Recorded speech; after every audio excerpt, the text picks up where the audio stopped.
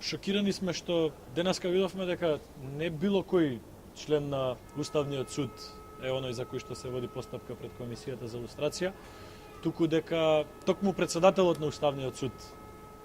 е човекот кој што излезе пред Комисијата за лустрација, тоа дополнително ја комплицира целокупната ситуација. Меѓутоа, во врска со пресод на СДСМ сакаме да повториме уште еднаш дека сме задоволни и е добро тоа што СДСМ и денес повтори дека ќе ги прифати предлозите за измена на законот за лустрација што ВМРО-ДПМН во наредниот период ќе ги предложи. Повторуваме дека е формирана работна група во рамките на ВМРО-ДПМН која што ги разгледува можностите за измени и дополнувања на законот за лустрација. Тие измени би се движеле во насока да се зголеми транспарентноста на целиот процес, да се прецизираат постапките, да се зголеми опфатот на лица кои што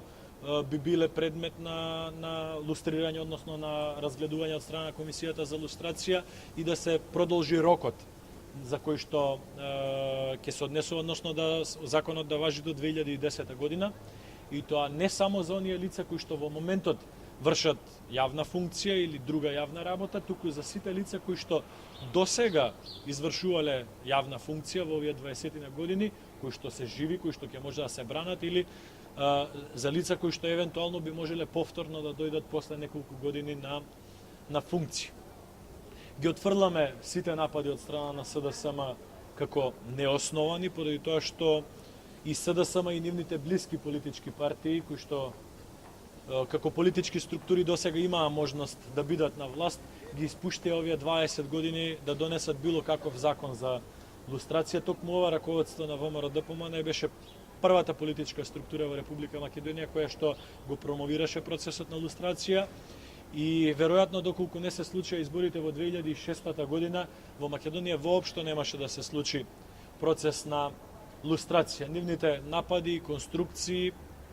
овие неколку дена се само начин како СДСМ да се оправда тоа што 20 години ги користеше придобивките на тој таен воспоставен систем, и на тој начин се обидуваше веројатно да остане што е можно подолго време на власт и да искористи, да украде што е можно повеќе од државниот и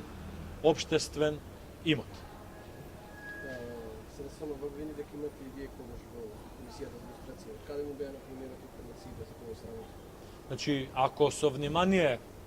ги следевте и изјавите на председателот на ВМРО-ДПМН и неговото писмо, ќе видевте дека се однесува воопштено за тоа дека станува збор за некој член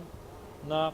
Уставниот суд. Јас почетокот на мојата изјава кажав дека ние сме шокирани денеска што видовме за кого станува збор, иако во текот на вчерашниот ден СДСМ излегува со прецизни податоци за кого станува збор.